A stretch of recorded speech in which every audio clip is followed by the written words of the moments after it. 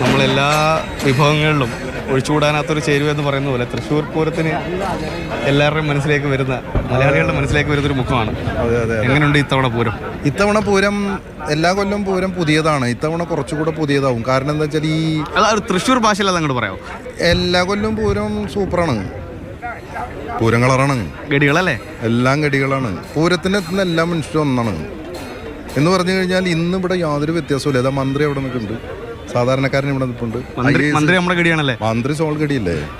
തൃശ്ശൂരിന്റെ മന്ത്രിയാണ് അവിടെ നിൽക്കണേ. അപ്പൊ മന്ത്രി ഇല്ല, മനുഷ്യനും ഇല്ലെന്ന്.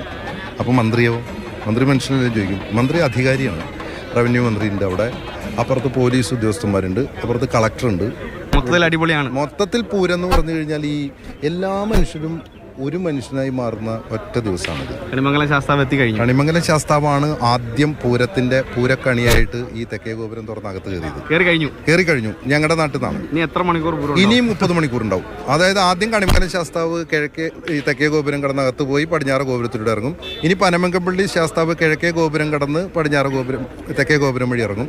എല്ലാ ഘടകപൂരങ്ങളും തെക്കേ ഗോപുരം വഴി ഇറങ്ങും. ചെമ്പുക്കാവ് ഭഗവതിയുടെ പൂരം എന്താ വെച്ചാൽ ഈ തെക്കേ ഗോപുരം ഇറങ്ങി വീണ്ടും തിരിച്ച് കയറിയിട്ട് പടിഞ്ഞാറ് ഗോപുരം വഴി. അപ്പോൾ 8 ഘടകപൂരങ്ങൾ, 8 ഘടക കക്ഷികൾ, 2 പ്രധാന തിരുവമ്പാടി പാറമേക്കാവ്.